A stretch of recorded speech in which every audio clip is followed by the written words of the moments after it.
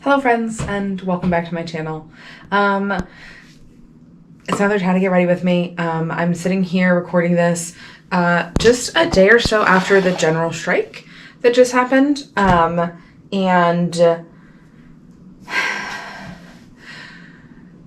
First of all, for those who don't know and are new here, I pre-record a lot of my content. So quite a bit of what I post is recorded weeks or months in advance just because that's what works for my system and my scheduling. We've talked about it before, but I'm mentioning it here again. And so it's a stressful time right now. I don't think any of us are having a really good time, but something I've been seeing in a lot of posts online and a lot of comments recently is a lot of people feeling very lost and wanting to do things but not being sure where to start or what they can do, especially in my community, especially in my industry, especially amongst piercers and front of house staff and jewelers and managers and folks and folks who I would call my peers. And I relate so heavily to so much of what I am seeing. I still feel that way myself. I still regularly feel lost and confused and wondering if I'm doing enough or if what I'm doing is the right thing. And I guess I just decided to sit down and do a video about what I am doing and what works for me in case that helps for anyone else. Because I know for me, seeing all of these posts and all these resources linked are great, but I didn't necessarily understand how I wanted to put all of this information I was receiving into practice. And it was through talking with friends and peers and connecting in the community that helped me feel that way. So maybe I can make a video about what I'm doing and that can help others. I especially wanted to sit down and make this video because I think piercing has a way of making us feel like that's the community we should be focusing on and showing up on. And maybe this is just a me experience. Maybe folks will come and disagree in the comments, but piercing, especially piercing online spaces, can be a little addictive. And it can feel like that's your whole world, is this community of other piercers online. And it is an important part of our community. And I love doing giveaways and raising money and doing donations and helping with scholarships and doing all of this stuff for the piercing community that I think is very, very, very important. But in that, I think sometimes we can lose sight of the fact that really our true community are the people who come in and out of our doors every day, are our physical in-person clients who are at our studio who we work with. They're the businesses that surround our studio. They're our neighbors where we live. And community work does still absolutely mean things like scholarships and funds and resources for piercers and piercer meetups and educational content and helping people on forums. But more importantly right now, community is the people in our lives, the people next door to us, our neighbors, our colleagues, our clients that come and sit in our chairs. And so the first step for me was understanding that doing all of the stuff in piercing spaces and in forums was really good and really important, but that was one step of many to keep taking. As piercers, I think we tend to be really good at doing stuff for our community, and I'm really excited. Oh my gosh, sorry, this eye cream is defeating me right now. I'm really excited for all of the community motivated stuff I feel like I've been seeing recently from other piercers in the community and more folks wanting to start local area piercer meetups and help with education in their regions and help with scholarships. Although I know this has been a tough funding year for most scholarships in the industry. And I'm excited by how many people I've seen donating and fundraising and doing stuff for that.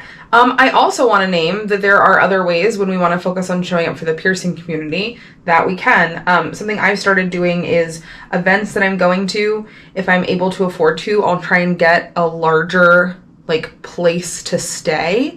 I do my best to avoid Airbnb and places like that, but see if there are here in Seattle, we have a Seattle Queer Exchange and some Seattle housing forums where you can find a small individual person to help support or help out with watching their home while they need medical work or they're away or something. I don't know. There's ways you can work in certain communities. In other places, maybe hotels or using apps or places to stay that are more ethical. But what I'll try and do is book a really big accommodation and then just let as many people as I can stay there for free to help them also be able to access the same event that I'm going to. Or I'll get like a couple of friends or peers that are going to that event in who I know can afford it, and then we'll split a very large place to stay and then let a bunch of other people stay with us for free. That's actually how I'm helping with sponsorship for OSC this year. I'm getting a large enough place for people to stay that all of the people coming and teaching, especially like Indigenous folks coming and teaching and powerful women in our community coming and teaching, will have a place to stay and won't have to have that expense on their travels. And so there's just, there's so many ways to do that. And I'll be posting this around conference time. Room shares are great ways to help people access going to these conferences and being able to do more things. Being willing to be like, okay, I can afford to go to this event and get a room. I can find someone I can give someone a place to stay, even if it's just an air mattress on the floor. Like I can provide accommodations for people. I'm excited by more studios like working on sliding scale programs and working on other forms of accessibility. I think all this is great, but I worry that we're a bit too, again, like focused on the community of piercing. Not that the community of piercing doesn't still need our focus and our support and our help, but doing less with the community physically around us. And that was something that I was feeling a lot the past couple of months, that I felt like the only way I knew how to was through piercing, because that has just been my whole life throughout all of adulthood, because I went into my apprenticeship right out of high school, and there's just like my whole everything has been consumed with piercing, and I've moved a lot through piercing, so I haven't had as much opportunity to build community in one place. And part of what really got me thinking about this was some conversations with another piercer talking about their similar struggles feeling that way. And so I wanted to start doing a little bit more. And I looked at all these posts that were like, show it for your neighbors, show it for your community. And I was like, great, okay. But how? It seemed like this hard, insurmountable thing. And then there were some break-ins in the garage in my apartment building. And suddenly all of the neighbors had a lot better reason to talk to each other, figuring out what had happened and whose cars had been broken into. And I started exchanging phone numbers with more of my neighbors. And I realized that most of them are just normal people like me, and it's not, it's still scary to reach out to strangers, but it's not that bad. And so started like reaching out to other people who live in my building and the neighbors in the complex that I work in, and some of the hairstylists and tattoo artists and singers and photographers and product designers who are in the same little like region of corporate suites where Nexus is located here in Seattle.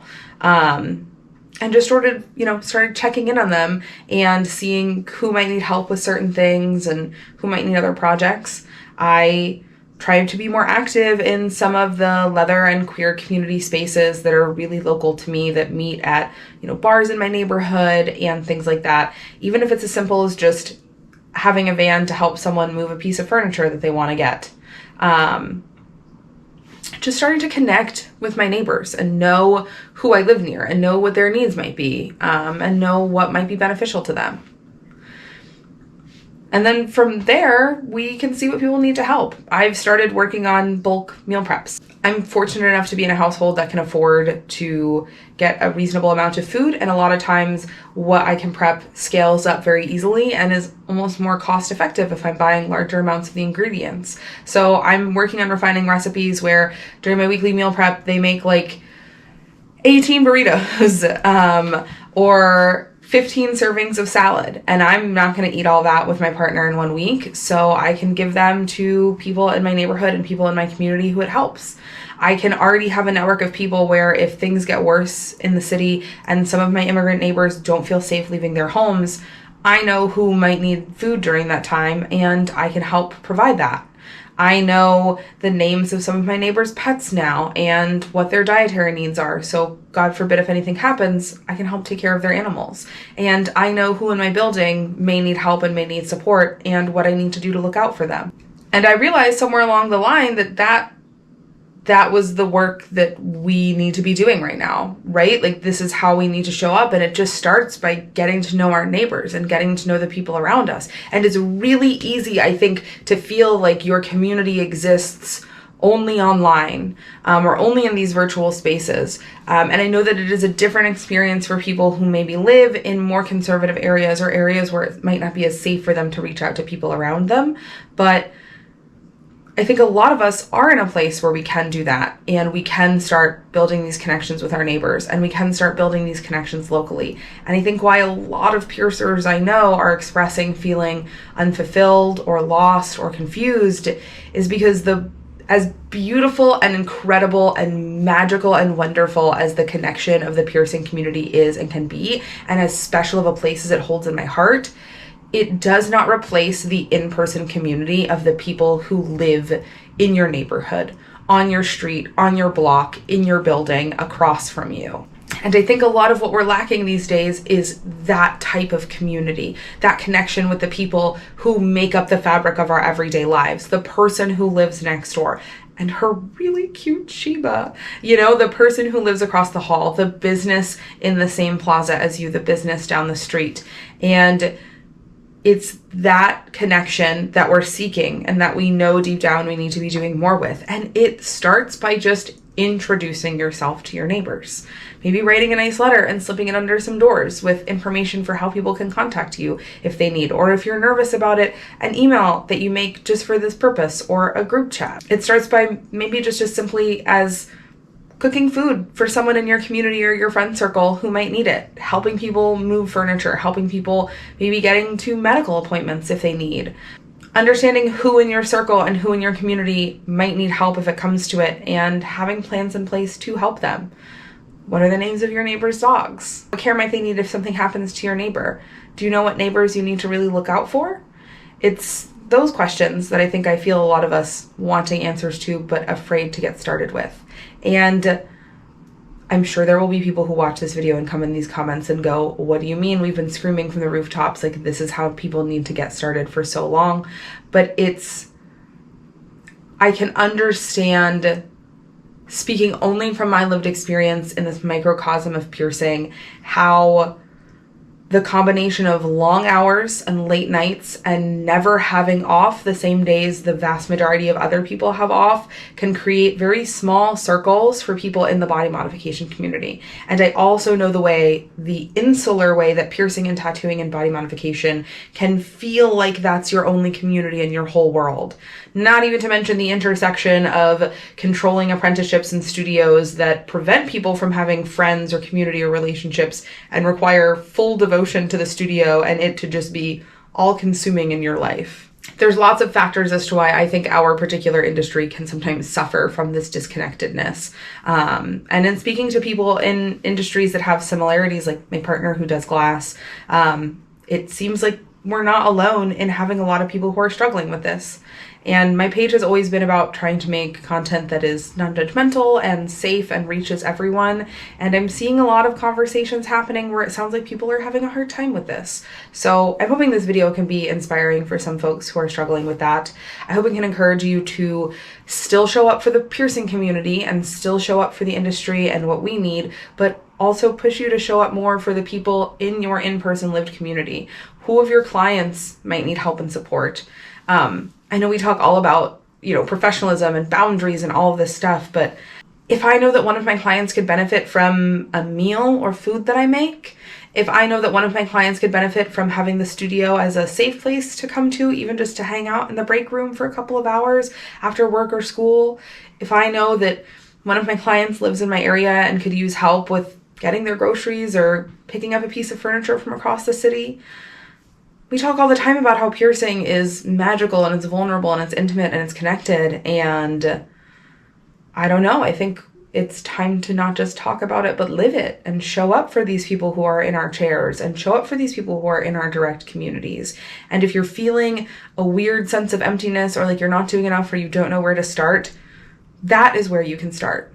That is a safe place you can start in. And maybe it just looks like helping one person with a meal every other week, or helping one person with moving something once a month, or just starting to get to know your neighbors and being the person willing to send that first email or that first text message or drop off that first letter. But I think if all of us start doing that a little bit more, we will start building the community connections we need to better resist what is happening in this world right now. I care about all of you here so much, and I hope that everyone is doing well and staying safe out there. Please take care of yourselves. Please take care of your family members and your friends and your community around you. We are all we have, and I know that we are strong enough to get through this. Have a great rest of your day. Bye.